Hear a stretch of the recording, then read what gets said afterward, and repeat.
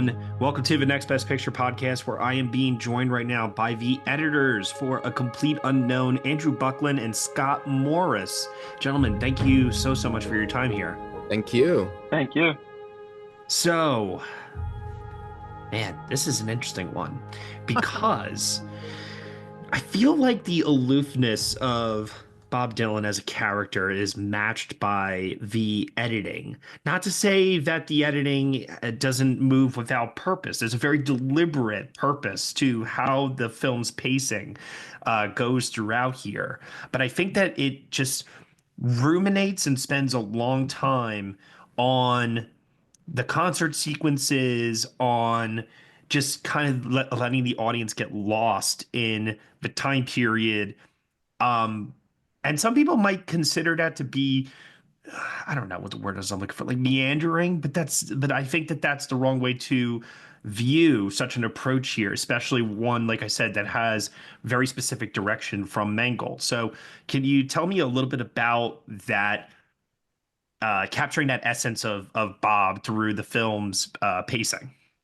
Well, yeah, I think Jim's intention was to have an immersive experience, and I think he wanted the audience to experience the song in a very as naturally as possible, of like someone literally singing with a guitar, and to focus on the words being said, the performance, how they're performing, and also the other and how it's affecting other people in the scene. I think he was really interested in trying to capture that moment in time, that historical moment that when I began the project, I knew a little bit about, but it was really, for me, it was an educational experience to really understand how important the folk movement was at that time. I mean, really, it was super popular. And that was sort of interesting for me to see that. Yeah. Yeah, one of the things I love, Jim had kind of a direction. He said he wanted to feel like what it was like to be the characters, particularly Bob, in this time period, rather than watching them kind of from a distance or far, watching them perform. It was like to be them and feel their relationships, and kind of, the relationships with, in Bob's case, with fame, with the pressures that come with that, the audience, the New York City, the people, the time period, the civil rights era, all the Cuban Missile Crisis, kind of what it's like to be in that era for these characters, both on interpersonal and also like on the historical scale of what was happening in that country at that time, which is just, it's a wild time in history. Yeah. And the moments where it intercuts like with those flashes of history itself, is something that, once again, it has moments where it has like flashy moments of editing, but it's like done in a very subtle way. It's not something that is blistering and super quickly cut or anything like that. Like you said, you wanted to immerse the viewer in the time period, in Bob's music, and Bob as a character, as an enigma, and as someone that you can't exactly pin down. So it's like, how do you translate that then to the audience subconsciously through the moving image? Yeah, you don't want to overcut, that's for sure. You don't want to overcut for arbitrarily. I mean, the natural approach to someone singing, and I mean, the goal anyways the goal is to allow you to experience the character, the moment you're watching, without being aware of the mechanics of it. Like, you just want to be lost in that moment. So the editing points are specifically chosen to still maintain that feeling, but also honor and yes, it is natural at this point to see someone respond to, because I would be responding at this moment too. So Yeah. you sort of go to that person, it's just trying to really be aware of that and maintain that throughout the movie, because that's what the movie is. It's an honest, sort of creating that honesty, and you don't want to violate that with. And folk music is all about authenticity, Exactly. and the pace of that music. one of my favorite scenes is early on. Bob visits Woody Guthrie in the hospital and Yeah. plays for him. Drew cut that scene, and there's two particular edits in there that are really amazing. One is when he cuts to Scoot McNairy performing this amazingly he's so moved by this boy singing for him, and he holds on that reaction shot for a very long time. Yeah. And then I think the next shot you cut back to Bob, and Timothy holds this chord or his note. He holds it for a very long time, almost uncomfortably too long. And Drew holds on that for a long period of time, and you're kind of just like, it's mesmerizing. You're fascinated with these characters, you're emotionally moved, you're pulled in, and we're not cutting around or anything. We're living in those moments. Mm-hmm. No, yeah, no, I completely agree with you. I love that moment so much, in Scoot's performance there, and how he reacts to the moment is something that, the lingering, if you will, allows for those great moments of performance to really shine through. And another thing too is like these concert scenes. So many of them, the songs get to play out in full, where I feel like another movie would have done some montage set to one song, and we would have seen like lots of concert footage from different shows and such. And Jim just lets these sequences play out, knows if we're there as an audience member watching the show. Yeah. Yeah. So That's immersive.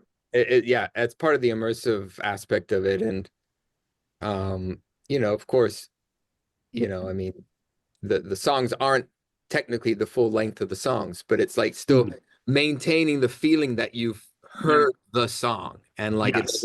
it doesn't feel like cut off and clipped or something. There is the song, and you feel like you've heard it, at length. Yeah. That was also Or part would of help. the process of like trying to figure out, the right pacing for Yeah. the So one of the the things actors. that, oh, sorry, go ahead. So I was just say part of the reason that it was able to make it feel that way is because the actors, in many cases, perform the full song on the day live for an audience reacting to it, and Yeah. then things were condensed, but the spirit of that entire performance is there. In the case of the final sequence, the 20-minute takes where Timothy would perform each rock song back to back, no edit, no cut, no break. It Yeah. was like 20-minute take where just does each song and just goes right to the next. And you get the energy of that, even when it's, picture edited, kind of condensed into a cinematic sequence. The spirit of what they did on the day is preserved. So one of the things that is so surprising to me about this movie was how, was it July? They were still shooting. And I remember production was over, and I was thinking to myself, okay, well, that'll be a 2025 release, maybe a Cannes world premiere or something, And then I heard, oh no, it's coming on December, and I was like, those poor sound people, those poor editors. I'm like, how? How are they going to do this? Now, if I understand this correctly, I'm going to take a wild guess, and I'm going to say you guys were editing while they were shooting. That's correct. I knew it. Yeah. I was like, how else would you do it? I'm like, there's Mhm. no way under that kind of a schedule. Like, Yes. We were cutting with Jim while he was on location. We were remote, so we were here in Los Angeles. So, mm-hmm. and we would at the end of our day and super late in his day, right after they shoot. Fortunately, it's 3-hour difference, so that really helped us. So he would jump on and cut with us. So you would cut together sequences, and obviously they would be shot out of order. But then when did you all get to a point where you were like, okay, now we need to see if all these individually cut sequences fit as a complete package? Well, that's what we do during I mean, look, they're shooting, dailies are coming in constantly. Scott and I would grab whatever's coming in and start cutting. Yeah. And between Scott and I, we would have all these scenes individual. And so once we, as pieces of the larger puzzle, so once we got all the scenes, like a consecutive like number of scenes, then we would begin the process of putting them together. And that's another process where you discover like the transitional, moments and between the scenes and how a scene plays into the next scene. And so once we had like a group of a chunk of scenes together that we could see in a run, then we would have then the pieces get smaller in number, larger in size. And then by the time Jim comes back, that's why we were able to show him so quickly. Like, I think it was like 4 days after he returned that we had the assembly of the movie together. And we could show like the initial, like, this is okay, this is what you shot, let's watch it. Yeah. And so when you guys were putting together your assembly cut, how long was the length of the film, or did you never even get to that point because of how your style of editing worked throughout, like you said here? Well, no, it's initially I think our first cut was 3:20 or something, was like the initial assembly. And so, So the whole hour. well, Gotta because I gotta mean, go. most of that is because, we did at the time, we did allow the songs to play in its entirety. So Oh, that you took, did? Okay. yeah, Yeah. Yeah. so that Yeah. was the majority. That's why it was that length. And so, Mhm. but we knew it wasn't going to be like that, but we had to Yeah. present it that way. And so we could discuss like, um, yes, this song, yeah, definitely we need this song to be half the length, and and then you beat then it. So I think within a couple of weeks we had taken 45 minutes out. It was an easy lift initially because we knew the songs weren't going to play at full length. Yeah. Which And actor gave you the most abundance of riches in their choices to choose from? the What do you think, Scott? I would say that's with a film with this many great performers. I mean, I'm going to take the diplomatic approach and just say everyone was amazing. But It is obviously a Bob good is the most screen ensemble. time. It's It an is incredible a good ensemble. ensemble. Yeah. Everyone is giving their A game, and they're all so great. I mean, all of the actors in this film. It was one of those cases where I look forward to cutting every scene. No matter who was in the scene, because everyone was great, and we're always going to have great performances. Um, yeah, I mean, it was never a case of you didn't have what you needed. It was always a case of you have all these amazing different nuances and takes and styles, and it's like, what's the right piece to use for this particular moment in the movie? Because we've crafted coming off of this sequence, and now we're entering this sequence and going to that sequence. So how do the scenes play from one scene to the next, and how do the transitions play from one scene to the next, and how do the scenes influence each other? And then picking takes based on kind of that. Yeah. So as we wrap up here, I just want to ask one specific question, and that is about the Newport crowd, because there's a lot of cutaways to the crowd getting more and more restless. Can you just like tell me a little bit about what went into just crafting that particular sequence, and then we'll go. How much time do you have? Because I think this is it after this. So, okay, because that sequence took the longest to oh, craft. was it? Oh, I'm glad I Yeah. asked then. Okay, because that was going to be one of my things. Was going to ask you what was the most challenging scene, and Yes. that sounds like it was it.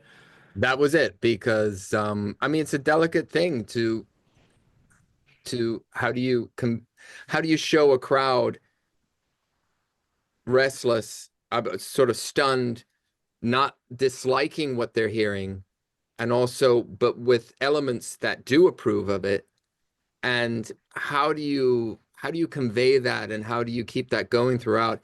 It took a while to because that's some really, I mean, that's some nuanced stuff to to really kind of to balance, because you're shooting crowds, you're not shooting individual faces, you're shooting crowds, so everyone has this within the crowd, they're having kind of different reactions, so you're just finding the right moment, finding the right point where the crowd is like stunned and set, like and within the all that footage, and then wanting to create the progression of like then chaos, like the crowd is a full-on revolt, with itself.